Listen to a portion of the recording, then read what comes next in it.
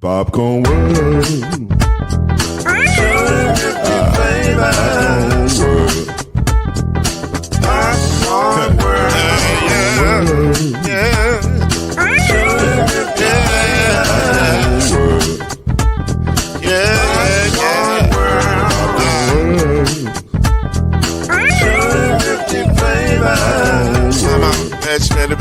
Popcorn World.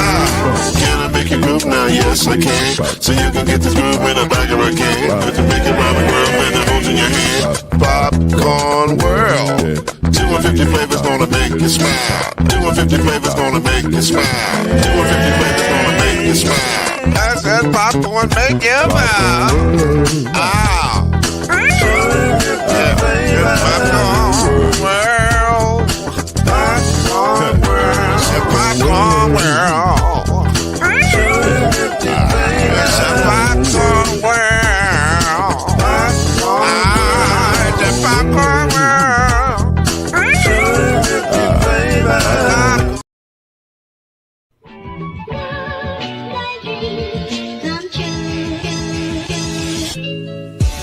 Now it's time for Believe in the ACC with our starting lineup.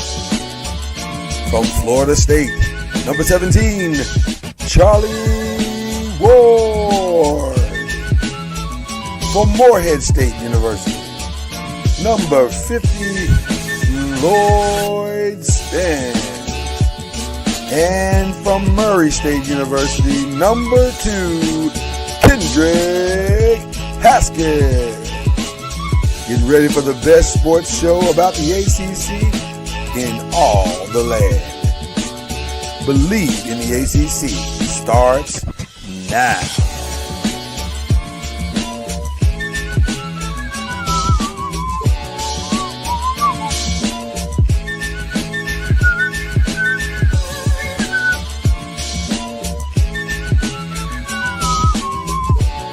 That ain't it. I'm close though. No. I envision a world where we have a whistle contest on our podcast tour. It's coming. You don't scare me. No, we wouldn't compete. The people, the fans, our supporters will be the whistlers. They'll come on stage and whistle it and see if they can get it right. They probably won't, but it'll be fun. It'll be fun to see how close people get. That is the great Kendrick Haskins right there. This is Lloyd Spence. This is Believe in the ACC.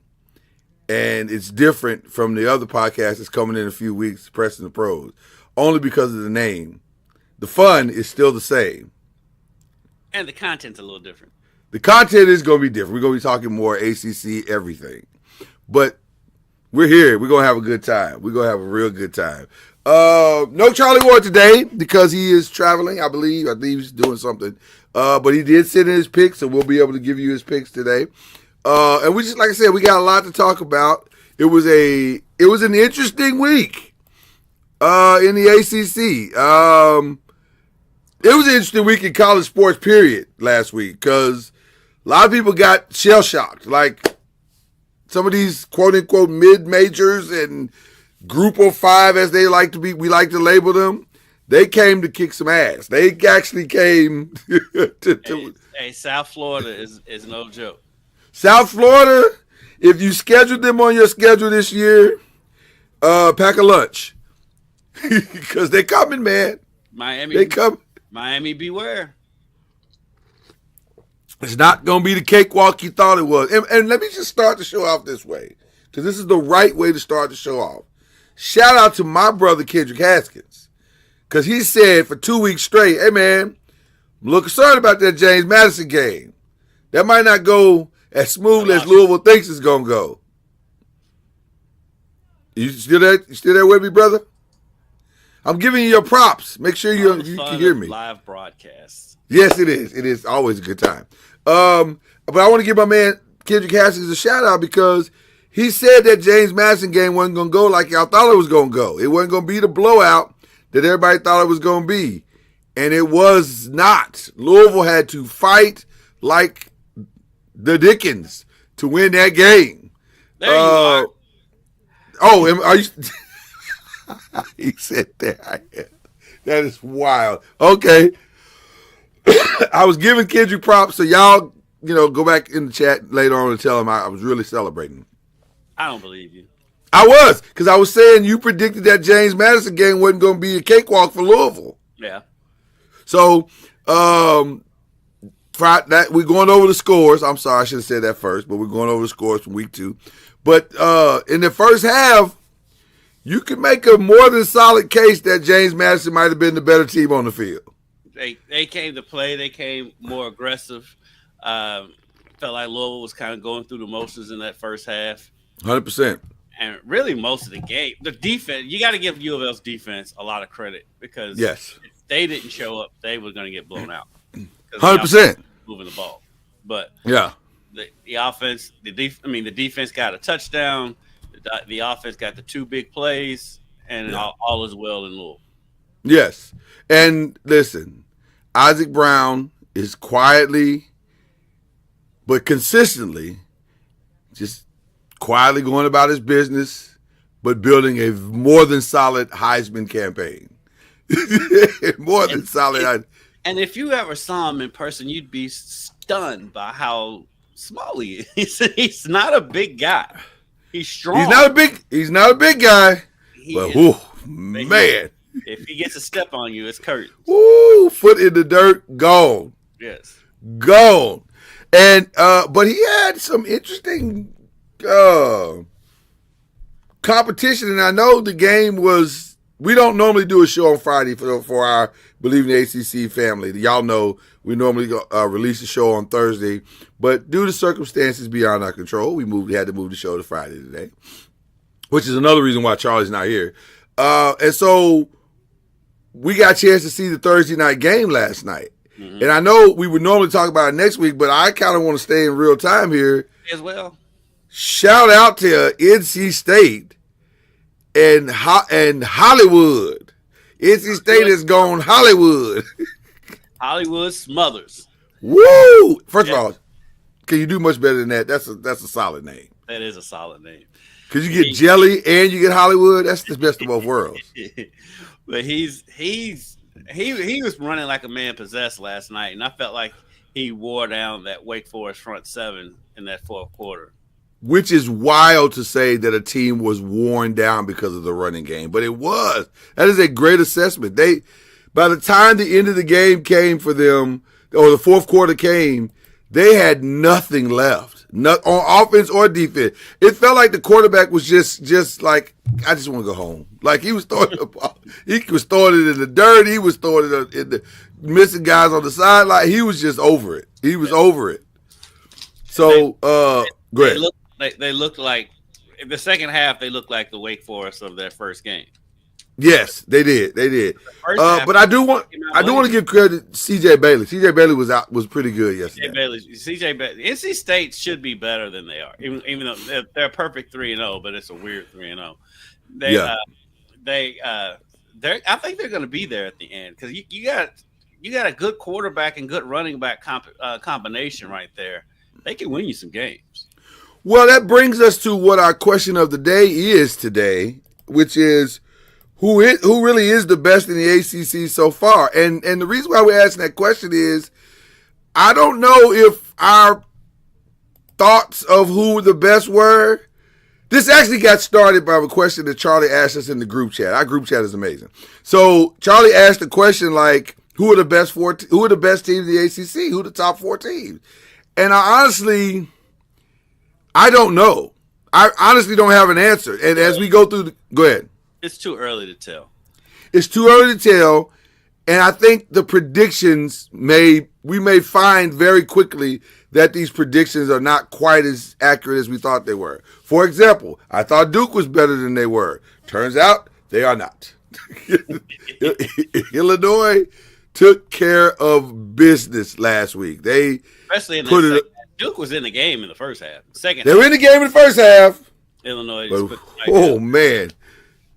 Illinois said, let's remind them because clearly they've forgotten. There are levels to this. The Lee Corso, not so fast, my friend. Not so fast, my friend. A solid 45-19 thumping by Illinois.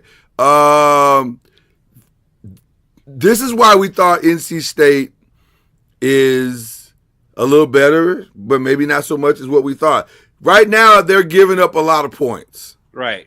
That's going to be their downfall if they don't fix the defense. I 100% agree. And they got to figure that out relatively quickly, because I think their schedule plays out to where it gets a lot more tougher than Wake Forest and Virginia. And Virginia, they gave up 24 points in the first half to Wake Forest.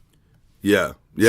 So as much as we're enthralled with C.J. Bailey and Hollywood, that defense gave up 24 first half points to a Wake Forest team that's not firepower on offense.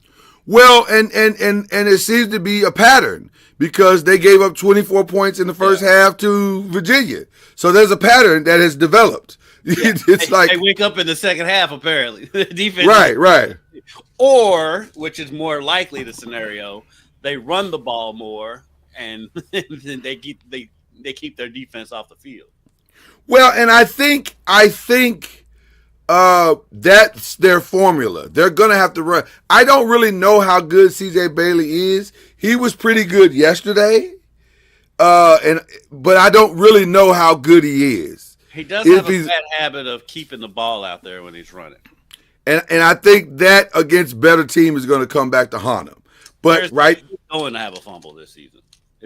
But first 3 games, can't argue with him what he did. It was pretty solid. So Pittsburgh, Central Michigan, no real surprise here. Although MAC teams will catch you off guard if you're not. Usually, but so far this year they haven't. They haven't this year. So far, it's been good. Now, a team that did get caught off guard was Syracuse. Syracuse was under the impression that the old UConn team was showing up on the game. And UConn in that first half was like, we plan on winning this. What y'all going to do? They were up 17-3. I'm sorry, 17-6 going into the fourth quarter. And everybody was like, UConn? Really? UConn? Yeah, well, I was kind of like, Syracuse. Well, that's also true. But Syracuse usually plays better than that at home. Better at home, that's just true. And they did not show up until sometime in the fourth quarter.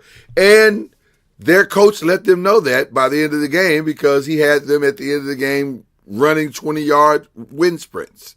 And I was like, wow, that's some gangster stuff right there.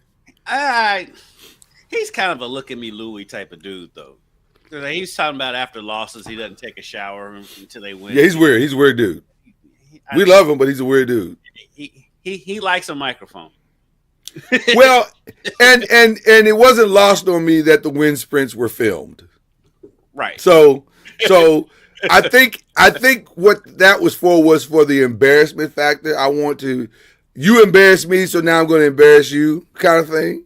The funniest comment I heard about that, because I'm an avid Levitar listener. Billy Gill on there. He's like, somebody was out there running like, not doing this next year, not doing this next year. True. Shout out to the transfer portal and NIL, because at least 3 players was like, I just got to finish the season. Yep. At least, yeah. But Steve Angeli, the quarterback there, he threw for 416 yards on 34 of 54 attempts. That's a lot of passing. That's not a winning formula. Against UConn. Yeah. And the most telling number. They had to come back, so that's part of it. Yeah, they had to come back. And the most telling number was the 47 total rushing yards. Yeah, that does not scream balance.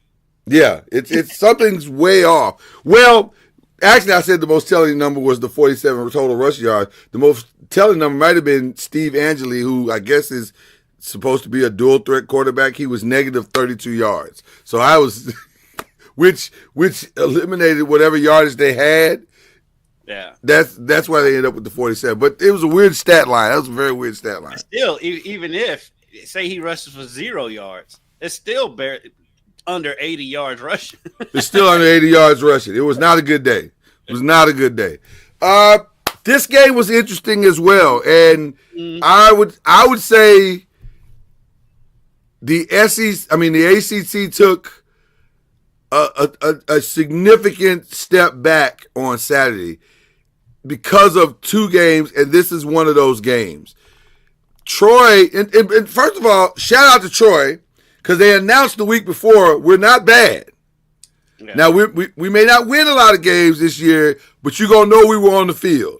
And for a half, Troy was like, we here. I don't know why y'all thought we wasn't going to be here just because we came to y'all to play and we going to receive this check y'all giving us. We still going to play.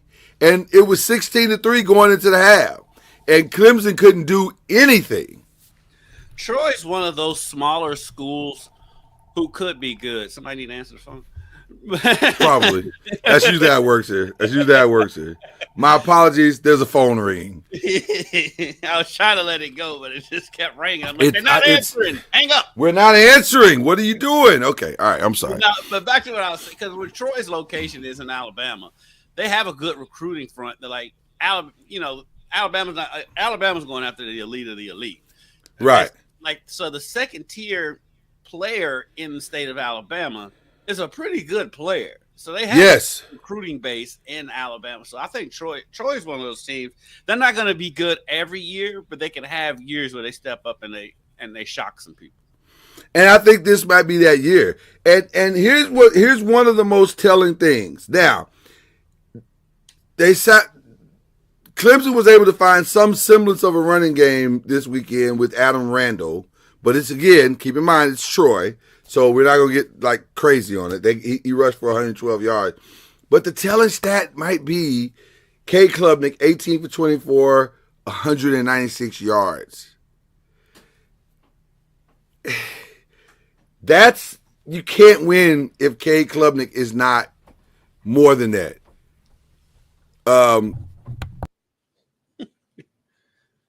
Yeah, you can't win if Cade Klubnik is not for that. And here's a guy who a lot of people were saying at the beginning of the season, he's a clear-cut Heisman candidate. He could be a top 5 in the draft kind of situation. All these things. I stand on the mountain alone, and I've said all along, he's okay. He's okay. He's not. Yeah. Yeah, I've defended Klubnik on this show, and I'm not Heisman Trophy #1 pick on him, but right. I will highlight that they don't have a running game. And I'm not sure they have receivers. If we're being honest, he doesn't have all that much around him. That's it. And so it may be a combination of it all. It may be that there's nothing there really. That we've grossly overestimated what they are offensively, and also he's just okay. Like he doesn't have a lot of the other stuff that you need to push into title contention. So we'll see. The jury is still out, but it's interesting to me that 2 teams have gone into Clemson and they were not intimidated by Clemson at all. And I don't mean just the team. I'm talking about the entire experience. Did not matter to them. And one pulled off the upset and the other one almost did. So, and we're only 2 games in. So keep your eye on that. It may bear out as the season continues to unfold. Also, for like a half a second, for like a couple of minutes, Gardenwell was like, yeah. And Haynes King went out. So Gardenwell was like, yeah. But what was interesting was the backup was pretty good. The backup was actually. It's also Gardner Webb. It was, but bro, the backup threw for 373. Haynes ain't never threw for 373 that I can remember. Because Haynes runs half the time. Very true.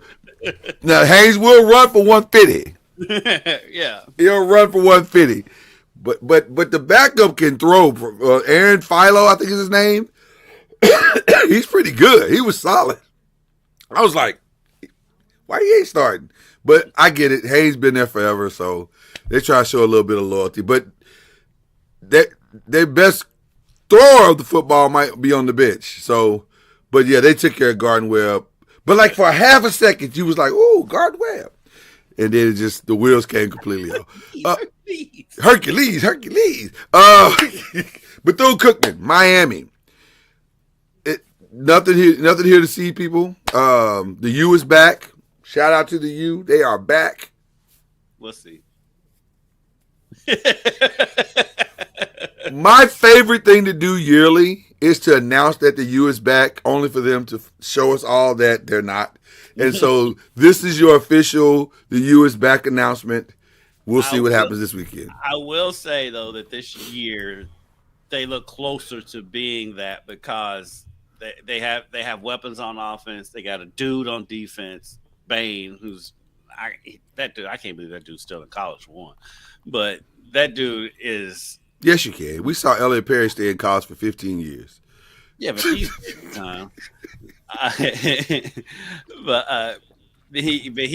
he's an early round draft pick, and he's a monster. I'm a big fan. That's the part right there. But now you can make as much in college as you maybe would make if you're a third or fourth round pick. So he's not a third or fourth round pick though. Well, that's true. I don't know what his thing is, but I don't know what he's hearing. That's the thing I'm saying. Maybe he's hearing something different than what we think he is. I think he's a first round pick, personally. Yeah. I think it's a thing of where if he goes out and shows out, he goes earlier this year than he would have last year. I agree. Shout out to Bill Belichick. He got win number 1. Now, is it concerning that they only put up 20 points against Charlotte? A little. It's a road environment. Well, it's an around the corner environment. Like, it's not like they had to go probably far. More Tar Heel fans there than Charlotte fans. 100%. There were, matter of fact, there were probably more Patriot fans there than I don't know. They on the outs right now.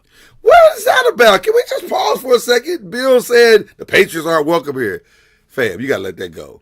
He said because he's not welcome there, but he was at Tom Brady's thing. They literally just announced they're gonna build a statue for him. They literally just announced that like a week and a half ago. Bill, calm down. I'm starting to think, Bill, there's a touch of senility that's setting in with Bill right now. A touch of Jordan setting in right now. That could be that too. This didn't surprise me at all because I think Vanderbilt is going to do what they did last year. So your favorite team, if you're in the SEC, is on upset alert right now. Vandy did Vandy things, new Vandy things. By the way, enjoy this Vanderbilt because this coach is probably done after this year. I don't know. Because the thing is, if you watch that SEC show on Netflix, that dude is from Nashville, grew up a Vanderbilt fan.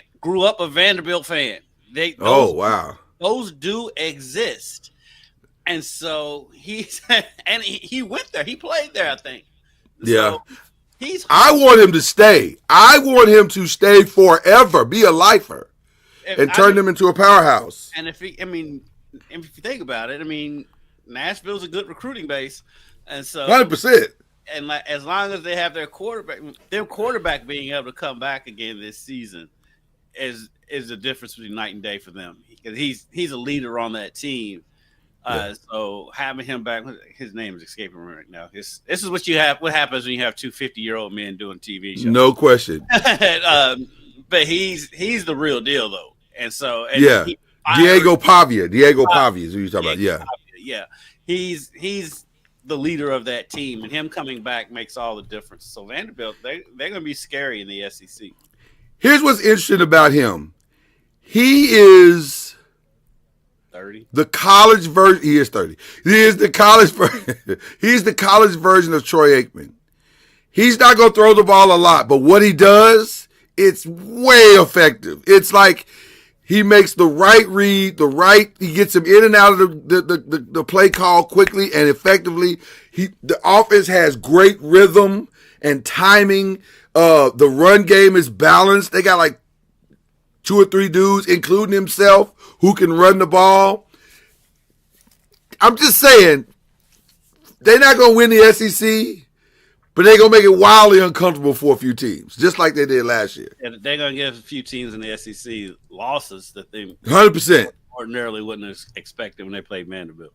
100%. This was actually a very entertaining game. Shockingly, because I didn't have a lot of stock in either team, but they were really right. Nothing has changed, by the way. Nothing has changed in that respect. It started out with Michigan State scoring and getting the only score in the first quarter. Then Boston College went wild in the second quarter and scored 21 points and held Michigan at only 1 touchdown.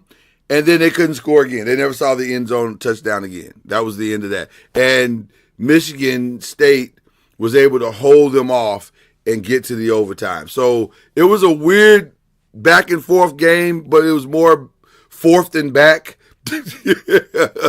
toward the end. And Boston College tried to hold on and just couldn't. It just got really difficult. You do have to feel good about going out on the road, Big Ten school, another Power 5 school. Yeah. Holding your own, putting up 40 points against them. And it gives you confidence going forward in the ACC. Yeah. We'd like to thank East Texas A&M for their contribution this year, playing the UConn role and giving ACC teams quality numbers. Well, not quality. I mean, like giving Charlie, them a win. Like Charlie calls them, it's a stat game. It's a stat game. And Florida State put up some very nice stats. 77 points is a good day. It's a day where everybody gets to play and everybody walks out feeling good and confident. I will just simply say we still don't know how good Florida State is. We'll find out. Yeah. And may find out fairly quickly. So here we go. This was a shocker. I wasn't shocked because I would have been shocked if it was a blowout. This is a rivalry game. It is a rivalry game. And so I thought SMU would win, but I knew that if that was going to come down to the end of the game.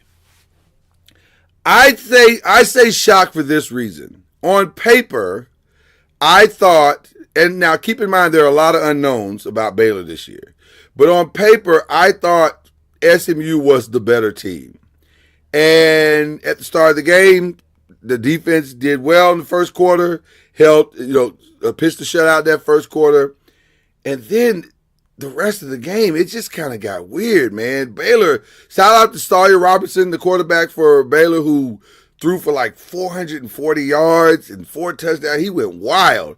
And he had help. Bryson, I think it's Bryson Washington, I think is the name of the running back. He had 115 yards rushing and a couple of tutties. Like, they really played really, really well and they just made it wildly uncomfortable for SMU, and SMU could not keep them from out the end zone from the second quarter on. And SMU's defense got picked apart, especially in the second half of that game, and it became a shootout. And SMU is offensively, they can put up a bunch of points. So, they can. So I think they kind of think they can win shootouts. I think they just lost one.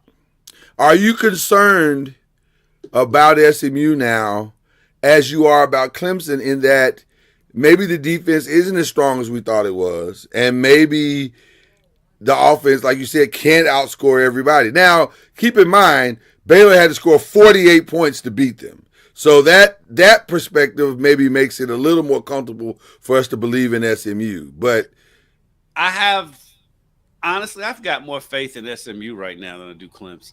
I agree. Because I think Kevin Jennings is for real. He put up 295. He did have an interception, but he threw for 3 touchdowns also. Like, I think he's the real deal. But that defense got to tighten up. Yeah. Like, quickly. Because, 48, that's a lot, bro. That's 2 games worth of scores.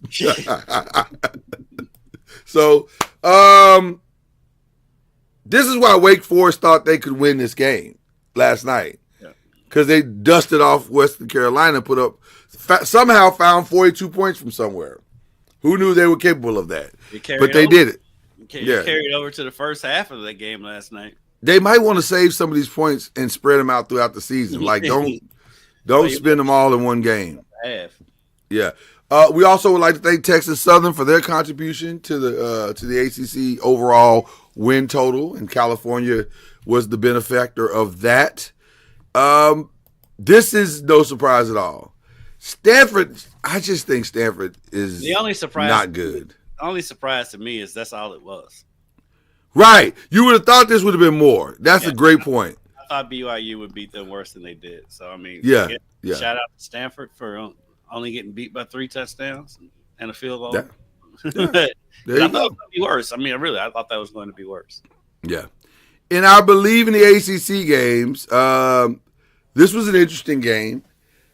Oklahoma's defense is better than I thought it was. Their quarterback and the quarterback, and there you go. And the quarterback is better than I thought he was. Like, he's a solid player. He was actually better than Underwood for sure. Mm-hmm. Underwood is a work in progress. So Michigan fans got to calm all the way down. He's a freshman. I mean, he's a freshman. I think he's a true freshman, right? If I'm not mistaken, yeah. So it's gonna take some time, but I see the potential with him. I can at least say I see the potential. If anything, you came away confident about what's down the road. Yeah, this is a road game at an SEC school, and it's still Brent Venables' defense. And so, and Venables tears up freshman quarterbacks. And so, if I'm Michigan, I'm upset that I lost, but I'm excited about what the future holds with their young quarterback. And by the way, shout out to the running back Haynes for Michigan. He just needs a little bit of help. If you give that kid some help, he'll be fine. But I like what he brings to their team. And so the components are there, Michigan fans. Just calm down. You just won a national championship. Calm down. Jesus. Well.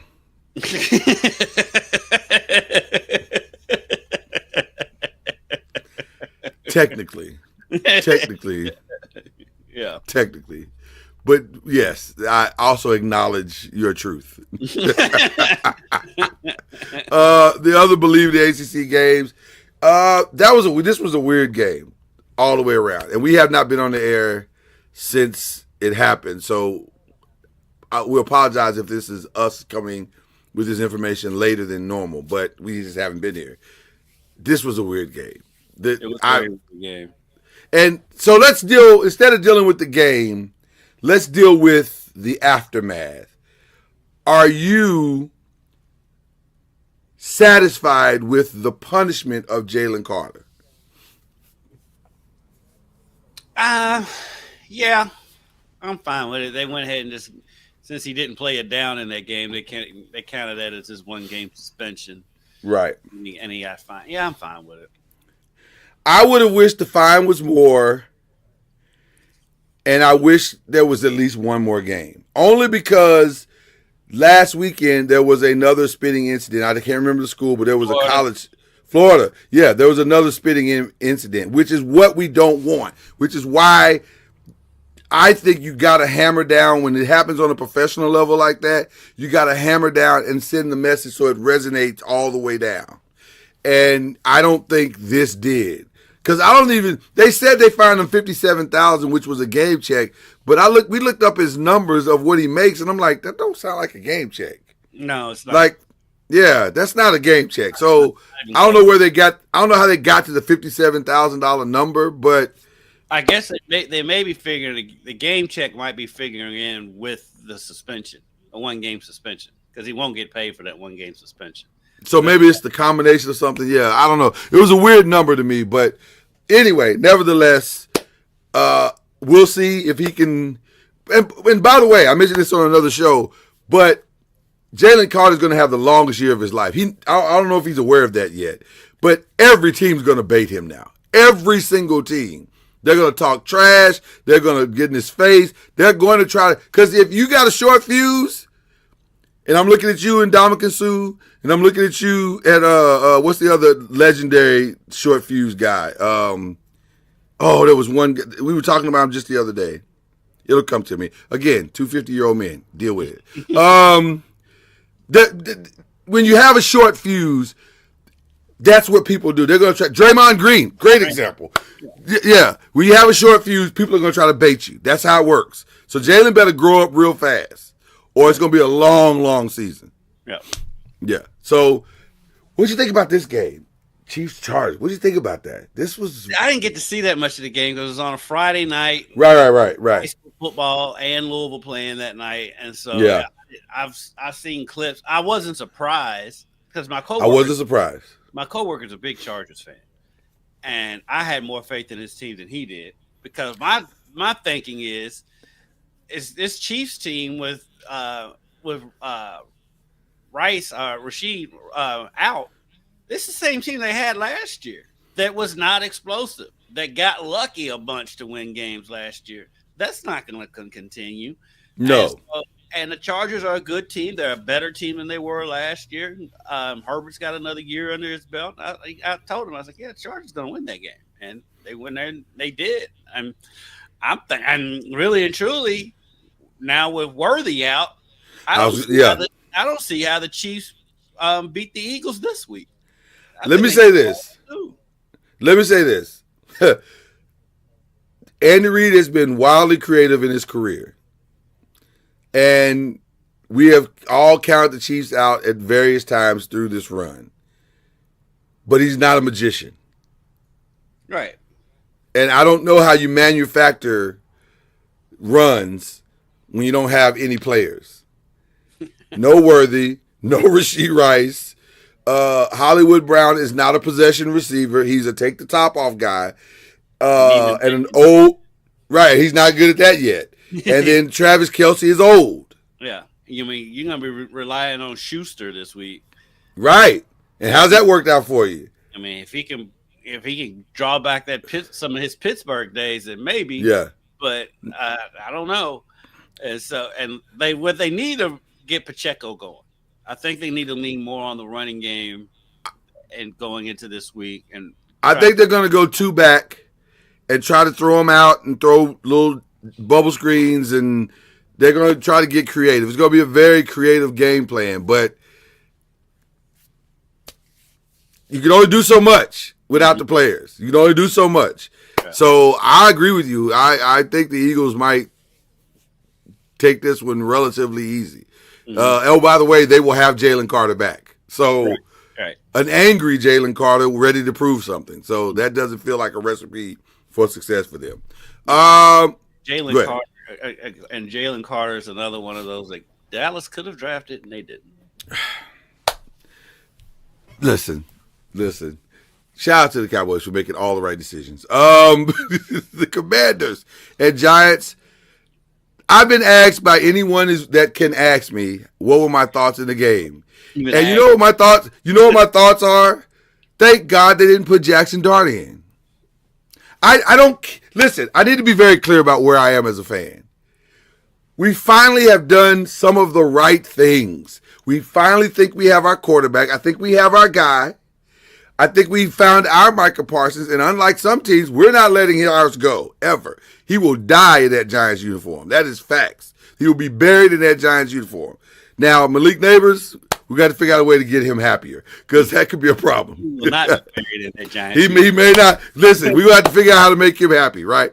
But and by the way, the defense actually played well. They played pretty well, but but Russell can't be on the field doing nothing. And by the way, I'm not one of those that's going to give Russell the pass of, well, they just weren't blocking. There were blocking issues for sure. But also, fam, you got to let the ball go. If you know your offensive line is okay, you got to let the ball go in the smaller windows. And I think Russell has become gun shy. And he's hearing the footsteps, and now everything is. And let me say this. Last night, watching the Commanders, I understand. Because there were times Jaden Daniels last night was hearing the footsteps. And maybe there were footsteps. Because Micah Parsons and that Packers defense was teeing off on him. Mm-hmm. So he let the ball go faster. But also, He was throwing some darts last night, and he wasn't holding the ball. You can't hold the ball for 2 seconds or 3 seconds. You ain't got 3 seconds. Find the guy, find the window, get the ball to him. Let's move on. Let's move down the field. And so Russell got to figure it out. That's the bottom line. Or he's going to be on the bench by the next week. Because I think, if I'm being honest, this might be his last week to play if he don't pull it together. I think it's probably going to be his last week. Might be his last half. Well, Dallas's defensive back is out again, and so again, that might be our only saving grace. That we might be able to get some passes down the field. But the thing, and you talk about the quick passing game. At the same time, though, the receivers got to get open. You can't just throw it, drop back, and throw it. They got to. That's true. That's true. That's true. Can catch it, and who's open. And that's true. I think the receivers got to they play a role in not getting open for him too. But that's Russell true. Is a down the field guy, so I mean, and he's floating it every time. He's floating it. It's just sailing in the air like on the wings of love kind of thing. Like he calls it a moon ball. I mean, he's always thrown that. It's always So I mean, that's just what you have right now. Yeah. Before we go on, one of our BLEAV in the ACC games, thank God, was this game. First of all, I don't know if you can. I'd be hard pressed to find a better game that's going to take place this year. I'm sure there may be one, but what a game! What a game! But also, Ravens. We came to a conclusion this week, and I want to hear your thoughts on what I'm about to say. First of all, this is an organizational problem. Anybody trying to blame Derek or Lamar, or it's bigger than that. The Ravens have to stop playing to lose at the end of games with leads. They have to stop doing that. They have to learn. One of the things I love about Dan Campbell is that when Dan Campbell knocks you down, he doesn't look at this as boxing and wait for the referee to count you out. He looks at this as MMA. I'm going to pound you until you submit, and then they're going to have to force me off of you. That's what the Ravens are going to have to do. There was no reason whatsoever, once he missed that extra point at the end of that game, there was no reason whatsoever to give him that ball back. You've got Derrick Henry. You've got Lamar Jackson. Surely that's enough to get 10 yards. Surely it's enough to go for it on 4th and 3. That's all I'm saying. Once they punted that ball, that game was over. It was over. Everybody knew it. Yep. Everybody knew it. Have to go for 4th and 3 on it, but that's conservative Harbaugh. He's been like that, and they did pull up the stat. He on 4th down, he goes for it for the least in the league. And I'm like, you got Derrick Henry and Lamar Jackson and those tight ends, all these weapons on offense, and you scared to go for it on 4th down? 3 yards. You needed 3 yards. And that's their problem. They get the lead, and they get so conservative. Like you said, they play not to lose instead of playing to win, and they lose every time. At some point, when do you learn the lesson? Because this is not a one-off. They've been doing this for years now. I mean, you go back a couple of years ago when they lost to Miami. At Miami, it was the same deal. And it's been like that over and over again. I get tired of the lazy analysis of blaming Lamar. If Lamar's not turning the ball over in those situations, you can't blame Lamar. And right. So they get so conservative, and you set yourself up for things like a random Derrick Henry fumble because you're playing conservative, you're playing not to lose. You got to go out there, you got to stay aggressive the whole game, and they do not do that. They get to the 4th quarter with a lead because I guarantee you there's not a team in the league that scores more points than them in the first 3 quarters. Without question. Without question. And it's like 1 and 8. They get to the 4th quarter, and it's just like, let's just hold on. Let's just hold on and hope we get out of here.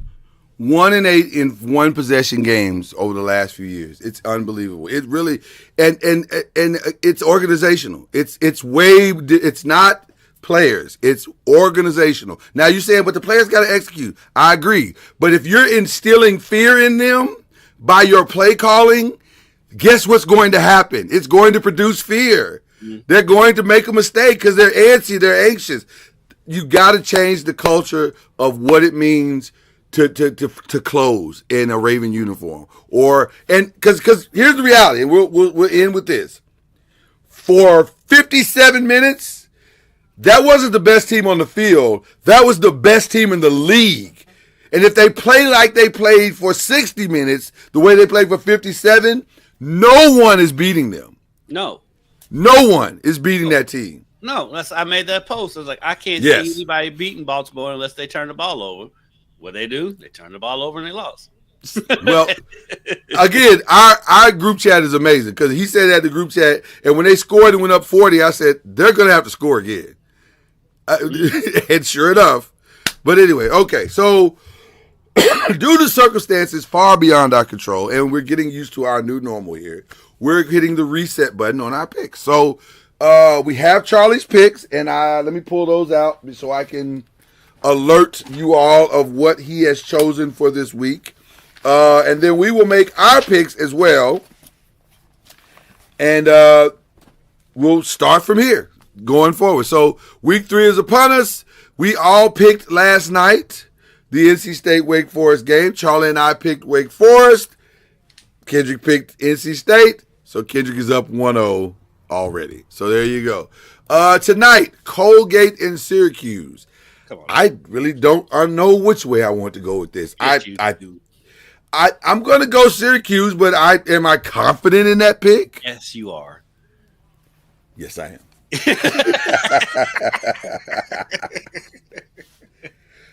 Only because of the wind sprints. And I think the message has been received. The message has been received. Now, Haynes King or not. Sneaky good game. Haynes King or not, I am not confident in Clemson's first road game. I'm not. I'm not either.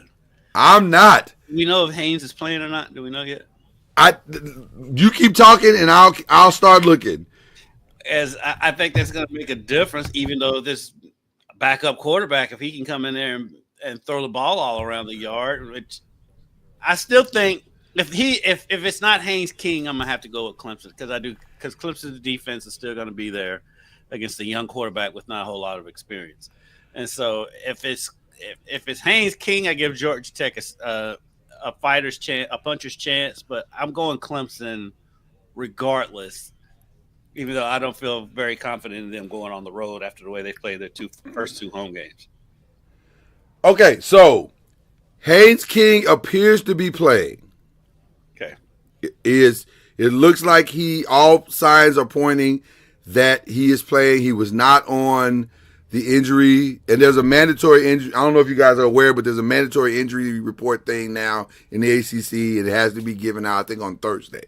So, yeah. So he was not on the injury report. So it appears he's trending in the right direction to play. Charlie picked Georgia Tech. I'm going to be honest with you. I think I'm going to join him because I just don't know if Clemson travels well yet. And it's early. That's the thing. It's early. So if you go catch them slipping, this is the game. So what's going to happen if Clemson goes 1-2? Oh my God. Oh my God. There's that part too. That's why I'm leaning towards Clemson. I think that I'm leaning towards the Clemson defense in this one. But I think I agree with you that it won't be a blowout for sure. I can understand you all going with Georgia Tech though. Yeah, this is a tricky game. This is a tricky game. So anyway, Virginia, they should beat William and Mary. They'll be fine. They should be fine. Okay. The backyard brawl is this weekend, ladies and gentlemen. Go outside. Meet me outside. Meet me outside. Remember that back in the day? Meet me outside. That's what Pitt and West Virginia are doing this weekend. I have not seen West Virginia play out. Full disclosure, I don't know anything about their squad. Oh, we know their fans are going to be throwing batteries at the. They are absolutely going to be throwing batteries. I think Eli Holston is the most experienced quarterback they're going to be playing. I think they've got a lot of continuity. They're playing well. I'm going to take Pitt in this one. but it's always close, and there's always something unexpected. So, this could go either way for sure. I'm going with the home team. Okay, Charlie went with West Virginia as well. So I'm going to go the opposite on that, see what happens here. Richmond and North Carolina. North Carolina should win. They should win. I'll go But Carolina. Lying if I said there weren't concerns. We all went North Carolina on that one. Here's one that just get ready for this one, ladies and gentlemen. Because if you saw any of the South Florida game, you realize South Florida can ball. They ain't scared. They ain't scared. And they're not going to be scared this weekend. Because this is essentially a home game. Like, this is not, there'll be some South Florida people in the stands. Because Miami people don't come to the games. They were at the Notre Dame game. They were at the Notre Dame game. And by the way, let me just say this. If I lived in Miami, not 100% sure if I wasn't working, I'd go to the games. It's Miami. What are we talking about right now? A lot of great things to do in Miami. Yeah. So I get it. I get it, Miami. I understand why you're not showing up. And the stadium is not close to campus. So there's that. Yeah, it's not close to campus. It's a distance. So, there's not a lot of incentive other than if I'm working. That's different. Oh man. It's a tough one. Charlie picked Miami, and I'm sure he did it begrudgingly because, Yeah. That's a tough one because, South Florida's already shown that they can go on the road and win a big game in a hostile environment just last week. And they blew out Boise State to start the season. Who's had a better start to the season than South Florida? Nobody. They are trending to a Group 5 bid quickly, and this game would accelerate that tremendously. I'm going to say this. First of all, you said in a hostile environment. I don't know. I'm not sure this qualifies as a hostile environment. It'll be hostile. We'll see. I think the South Florida people are going to be there because I think they see a team that's moving in the right direction. How big is the South Florida fan base? You talk about Miami. It's a lot to do in Tampa too to keep you from going to Miami. Also true. Also true. Also very true. Oh man, I'm really torn on this one. The numbers say it's Miami, but the momentum says it's South Florida. So I don't know which way to go. I'm waffling back and forth. I think I'm going to go with Miami just because I'm like, that is a hard stretch to go 3-0.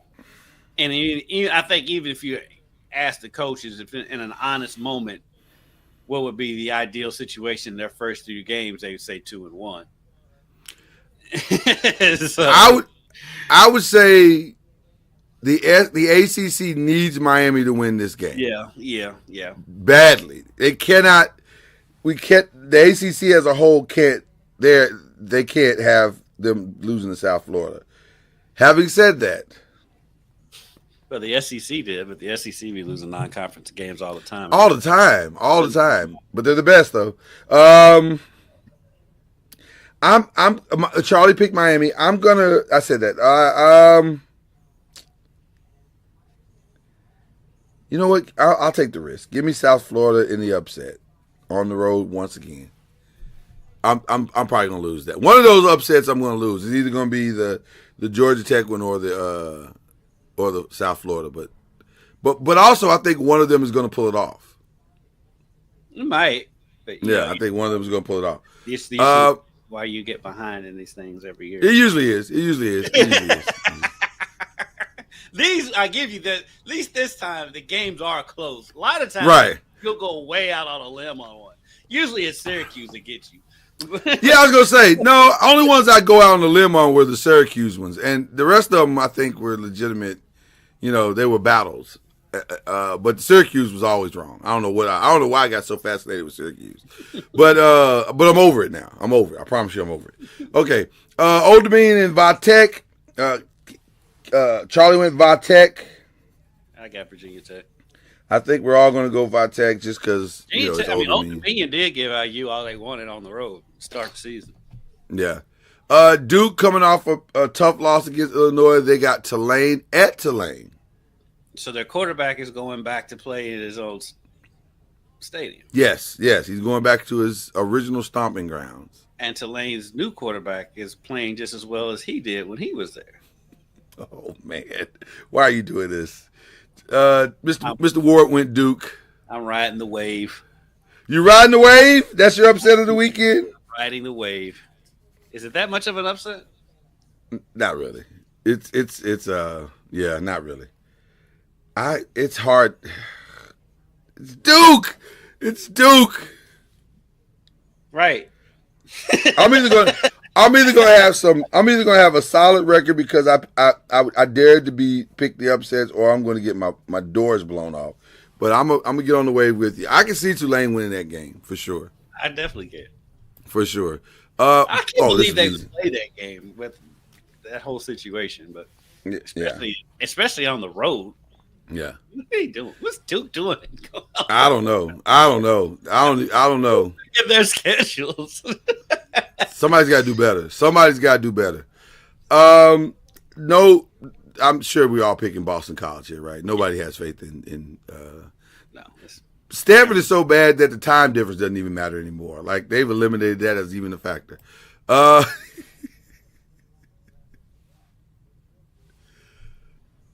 Yeah. So the time difference doesn't even matter anymore. Stanford has eliminated the time difference. It's that bad. Oh, it's Stanford. If you can hear me, I'm going SMU. I can hear you.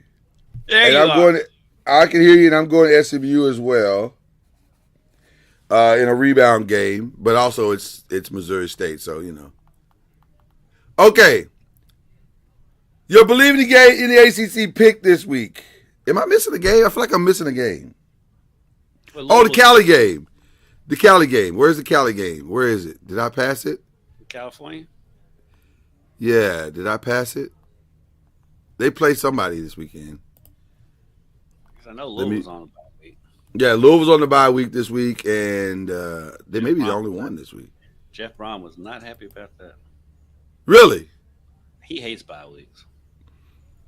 Well, I think, because when you start building some momentum, then I think, it's kind of frustrating to break that up. I know Cali's got a game this week. At least I thought they did. Maybe I'm wrong. Yeah, Minnesota. They play Minnesota. California and Minnesota. Where is it? So I apologize. They are at California. Both teams are 2-0. Minnesota's actually 2.5, 2.5 point favorite in that one. But I think that's the Big Ten of it all. Charlie went with Cali. It's also the Californians played Oregon State and Texas Southern. Right. That's a 9:30 Eastern start time, or 10:30 Eastern start time. That's not. I mean, that's 8:30 from Minnesota. No, it's 9:30 from Minnesota. They're in the Central Time Zone, aren't they? Right. So it would have been 9:30. So it's if it's 10:30 Eastern. Yeah, 9:30. Yeah, 9:30. Yeah. So that's late, man. I don't know. They're college kids. Well, shit. Minnesota's played Buffalo and Northwestern State. Charlie with Cali. Yeah, Charlie with Cal. You go with Cal. I like Minnesota's coach a lot. Oh yeah, I love him. He's awesome. Very motivational. Won their first two games by a combined score of 83-10. But again, it's Buffalo and Northwestern State. I gotta try to get a point back somewhere, depending on how bad this gets. I'm going California. Okay, I gotta try to get a point back somewhere, just depending on how bad all this gets. So I'm going Minnesota. I think you're gonna be right. Yeah, so I'm going Minnesota. All right. Believe in the ACC games of the week. We've got Arkansas and Ole Miss, which actually might be better than you might think it will be, because the Kentucky Ole Miss game was actually really good. Well, good in the sense that it was competitive, not close. It wasn't good. Right. Texas. He said it wasn't good. It was just close. I watched. It was competitive. Texas A&M and Notre Dame. game. Notre Dame cannot afford to lose that game, by the way. Georgia and Tennessee, which will be interesting. Tennessee is actually trending in the right direction with their new quarterback. Both of their starting DBs are out. Oh, well, that's not good. That's not good at all. I meant they were winning games, well and playing well, but I didn't know they had lost some players. Okay, so Georgia, if I don't know what to make of Georgia because Georgia played 2 cupcakes to start the season, so they may be really, really good because they dominated both teams. So we'll see. That's week 3 is generally when you start to see who's good because the first couple of weeks, just about everybody plays cupcakes. I mean, Louisville schedule, Georgia schedule. We just was talking about Minnesota.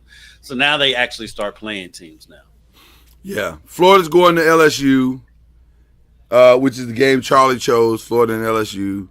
And then Vanderbilt is playing South Carolina. So many good games. That's what I was talking about. South Carolina. So many good games this week.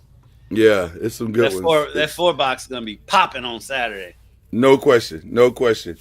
Which way are you going on your... I was going to say I got to go safe, but there's no safety here. There's no... There's a safety. You think there's a safety? I gave it to you. The Florida LSU? No, Tennessee and Georgia? Actually, Florida LSU is kind of a safe one, too. I was going to say Florida LSU is safe, but Charlie took that one, which is why he got it in before me. I wish he had He's a sneaky one, that Charlie Ward. He's a sneaky one, that Ward. Because I can see Vanderbilt beating South Carolina. I can Although too. Lenoir's has been good, but I can see the experience of Pavia overshining the Sellers' athleticism. Sellers is really good though. He's big. That's a big kid. He is a huge kid. Yeah. I don't know much about Texas A&M. They seem to have played well, and Notre Dame. Like you said, Notre Dame has to win this game. Yeah. Or do they though? Yes. Yes, the rest of their schedule is crap, but we've seen it. It doesn't matter when it comes to Notre Dame, and with it being a 12-team playoff, if they're not going to keep a 10-2 Notre Dame out of it. No, because it's a TV show. Right. So it's not a must win. It's really not a must win for Notre Dame. Now they can't lose any other games the rest of the season.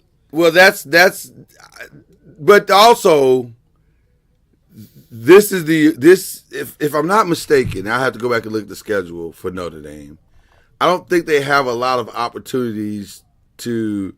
They don't. Boise State set the world on fire. Yeah. Maybe USC. And we don't even know how good they are. They may or may not be good because UCLA is so bad. Right. So I don't know how good they are. And Notre Dame was off last week, right? So they've had time to kind of regroup a little bit. Notre Dame's got some tricky games on here. The Arkansas game might not be a cakewalk either. And they got to go to Arkansas. Yeah. I don't know. I'm very, very torn on this one. Which way are you going? I'm going LSU over Florida. Okay, you going LSU as well? Mm-hmm. We might all have to go LSU because I it's a safer pick. Charlie picked that game. Oh, that's right. He did. I'm sorry. You're right. We'll spread it around. Let me go. Yeah. Let me go Georgia over Tennessee. Georgia over Tennessee. Okay, that may be the next safest pick, actually. I'm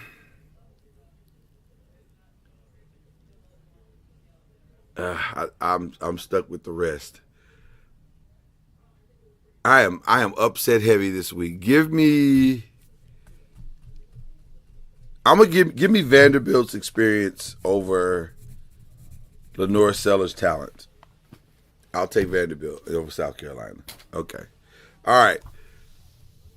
When we last met here on BLEAV in the ACC, we informed you all that the Los Angeles Clippers were in a bit of hot water. Since we last met, that water has now turned to a full-on boil.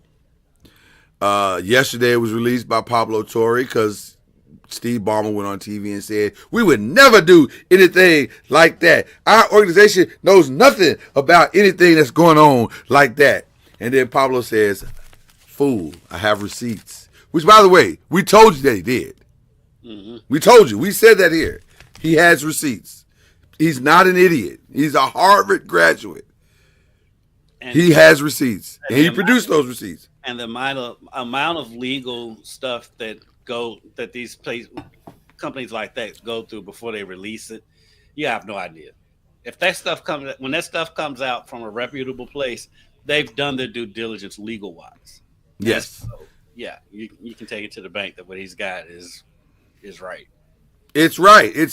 And the Clippers got a lot of explaining to do because now the vice president of the Clippers' name is on a document saying that there was money transfer. About I think it was $1.9 million.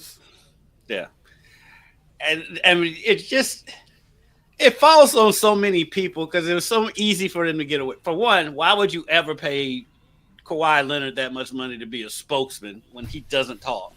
He doesn't talk. But then if you're Kawhi, literally all you had to do is tweet something. A tree. Tweet a tree and say hashtag aspiration. And this whole thing is done. But let me also bring up another part of this. And I had this thought yesterday when that story broke.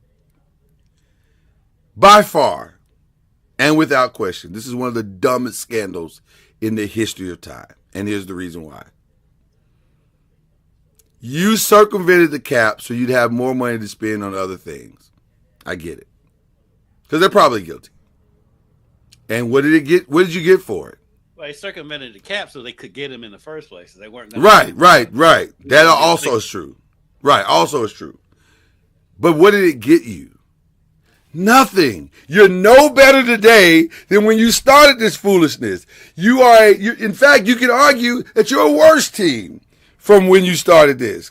Because there's no Paul George on your team. There's no Chris Paul left on your team. There's no you're piecing together the pieces to try to continue to make this work in a brand new building that you probably overpaid for. And you haven't gotten.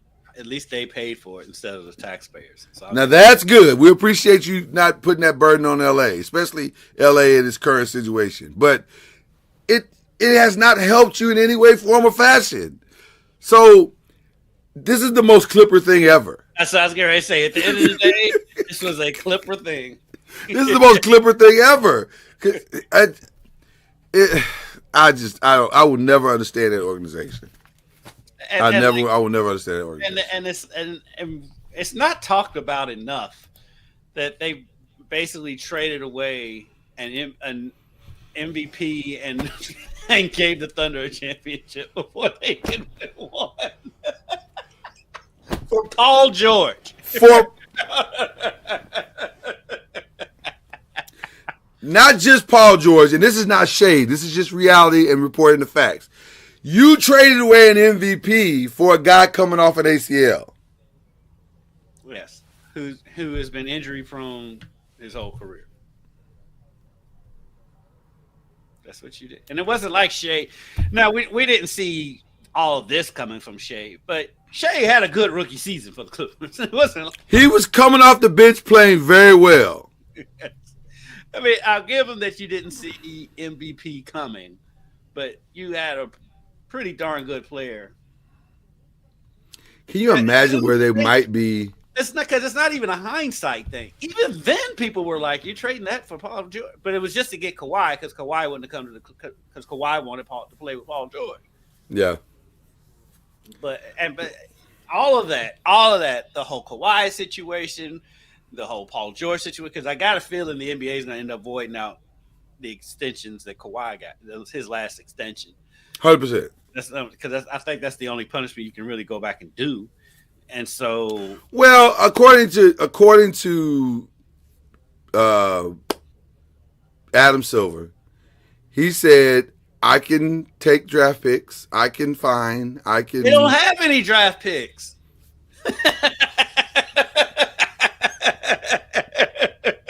They gave them all to the Thunder. You can't punish the Thunder. I mean, I guess he means draft picks in the 2040. I guess I don't know when these draft picks are coming, but whenever these draft picks are available, they won't have them. I guess.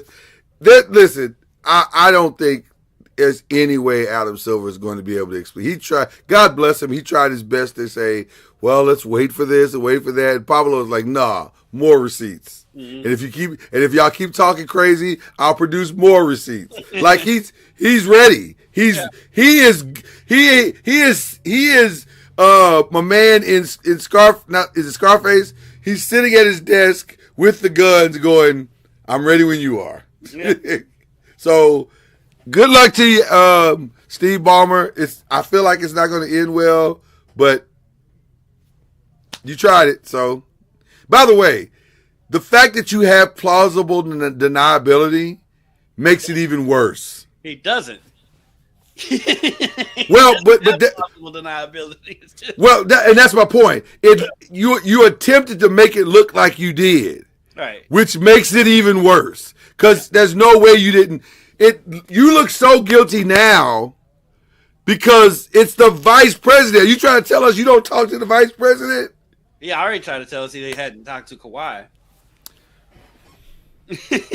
Since all this happened, he hadn't talked to Kawhi. Okay. I'm surprised the internet hasn't dug up the receipts of him talking to Kawhi. I'm sure there are pictures of him somewhere at McDonald's or, because he eats McDonald's. He's talking to him over the phone, I'm sure. They're not gonna meet in person. But fam, don't you know we can pull phone records? Okay. And by the way, even the phone records to Uncle Dennis are on somebody's phone. Yeah, but you gotta go through subpoenas and all that stuff. They're gonna get it. They're gonna bust it because the federal government's involved now. Because the federal government doesn't care about them circumventing the NBA salary cap. They do care about the way that this company operates and the fraud. Because there's a lot of fraud involved in it. I mean, this story is a lot bigger than just the NBA. This is a whole fraud thing going on. And to your point, Kendrick, it's going to take some time to sort it all out. But when it's all sorted out, the Clippers are going to lose some stuff. It's going to happen. Just be patient. It's going to happen. What are they going to lose? They might lose Kawhi. That'll be about it. Maybe nothing else to lose.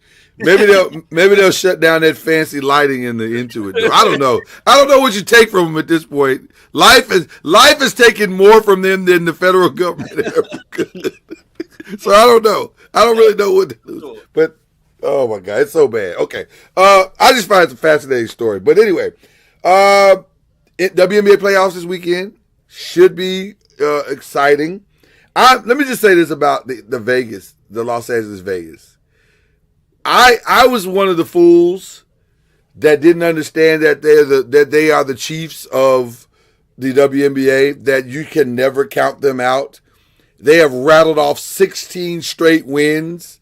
And I didn't realize they were that good. Like, they're that good. They are 16. And by the way, how this Asia Wilson is walking out on that floor. Listen. Look. And let's say that lady is playing basketball. They are that good. and I want to show respect to Nafisia Collier because she's had a 50, 40, 90 season. She's 53% from the floor, 40% from 3-point, 90%. She's had an MVP level. She's MVP because Asia got hurt. Last night? No, earlier in the season. I don't know if she is. I think that race is going to be closer than people think that it is. Close because of the 16-game win streak. Yeah. But you also they got the number 2 seed. But you also got to factor in the voter fatigue.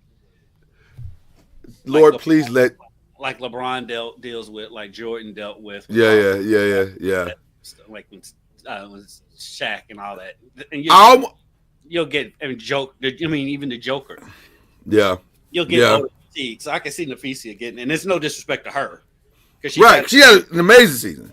But Asia Wilson, as long as that young lady steps on the court. Well, let me say this. Let's pray to God that they give it to Nafisia, because I want Minnesota, Las Vegas in the finals, and I want an angry Asia Wilson. I want a disrespected Asia Wilson. And I wouldn't mind seeing a disrespected Nafisia Collier. That could be interesting too, because Nafisia is really good. Nafisia, unfortunately, is playing in the Asia Wilson era.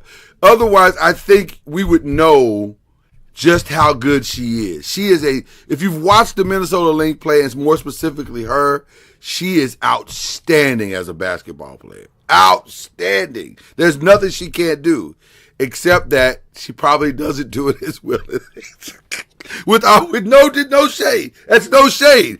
Asia is just one of one. She's one of one. And let's give a shout out to the Minnesota Lynx management. Yeah. They are what a well-run organization is. Yeah. I mean, to lose Maya Moore and you follow that era up with the Nafisia Collier era. Yes, that is great management. So shout out to that them. is very impressive. Very impressive.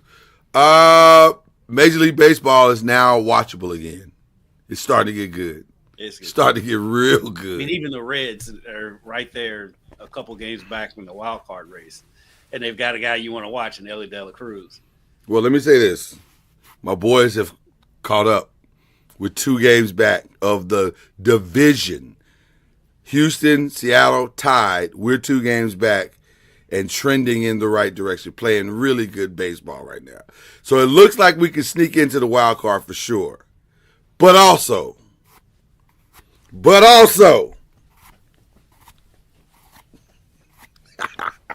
I just had to give a flex, man. Listen, you got to give me this, because I've lived in futility with the Rangers for 20 plus years.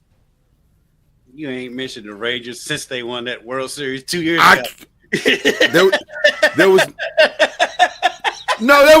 a lot to cheer about last year. It was rough last year. I ain't gonna hold you. You're right. It was rough last year. It was rough. It was rough.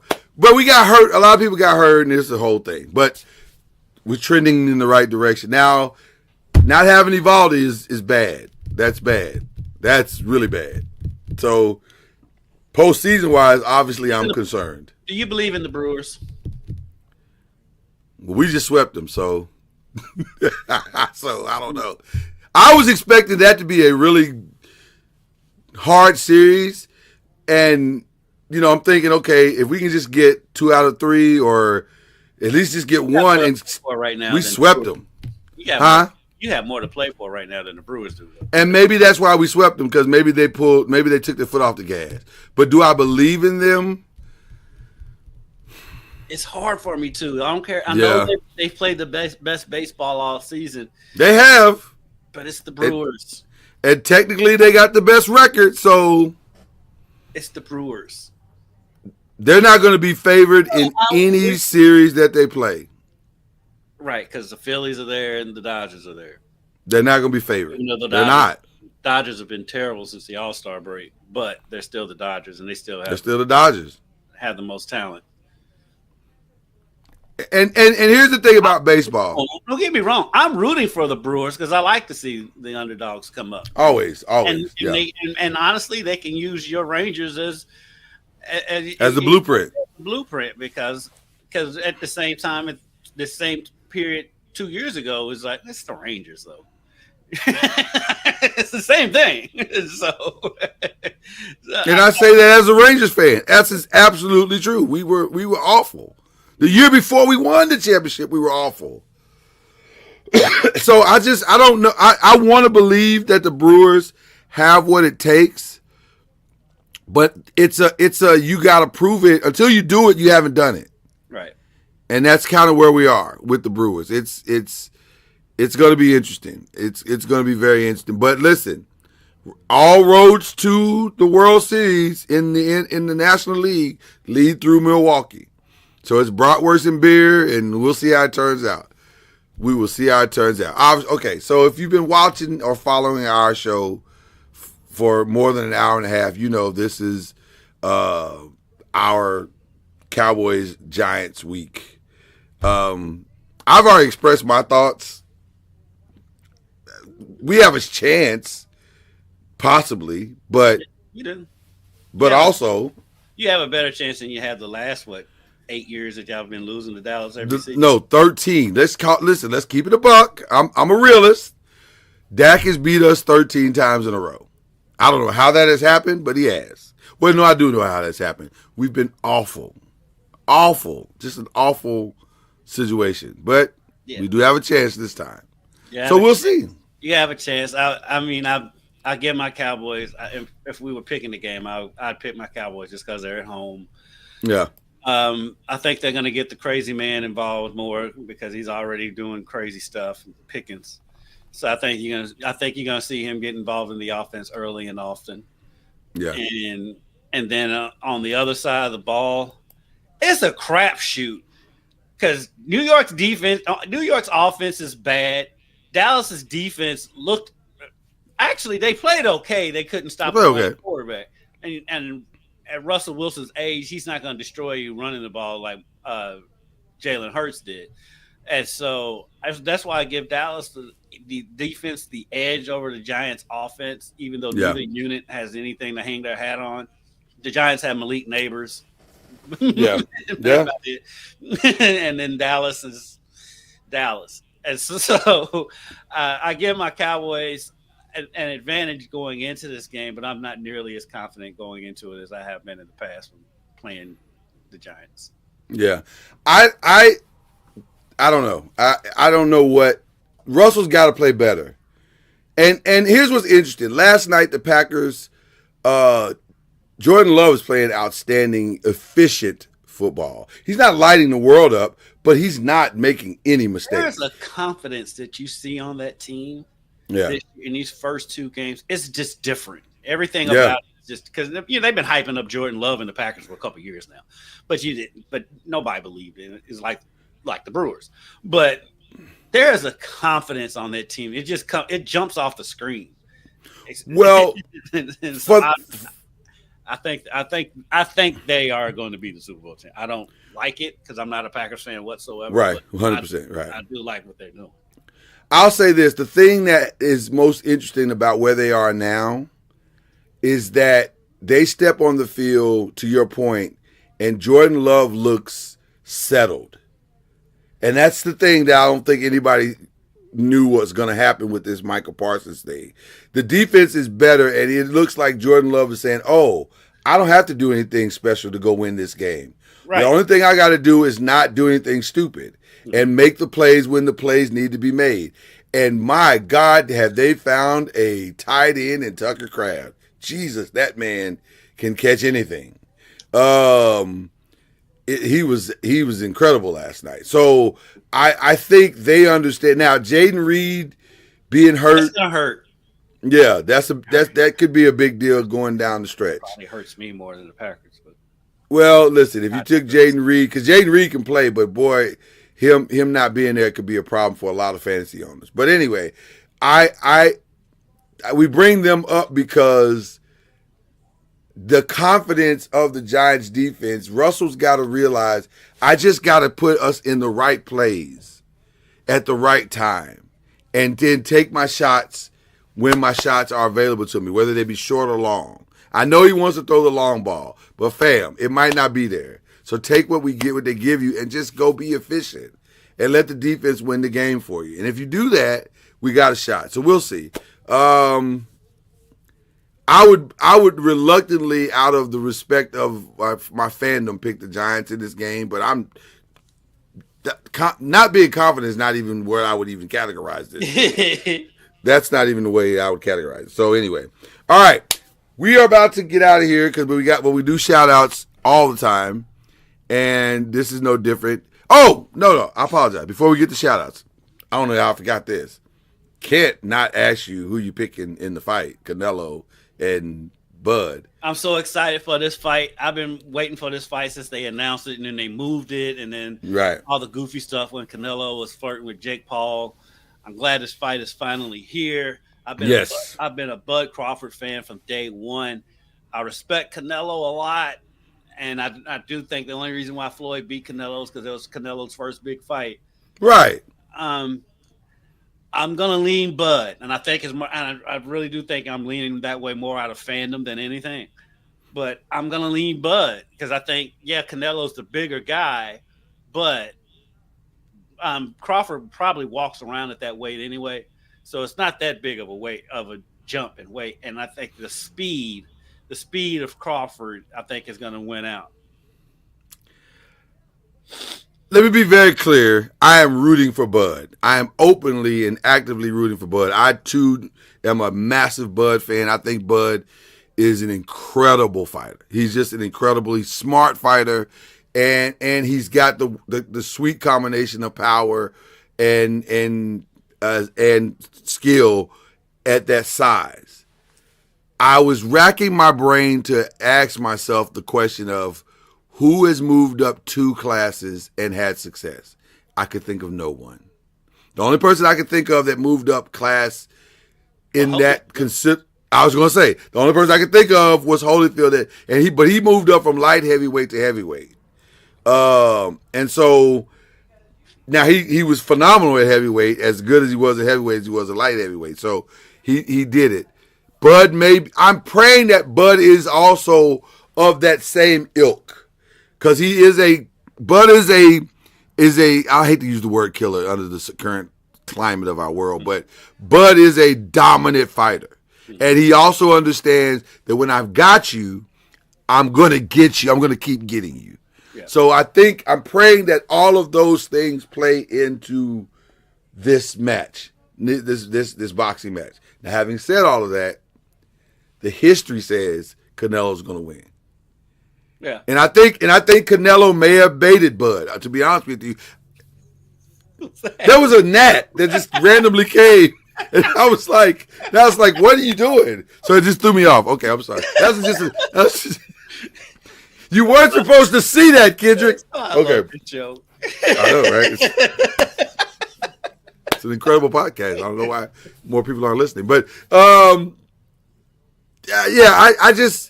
I think Canelo may have baited Bud a little bit on this one because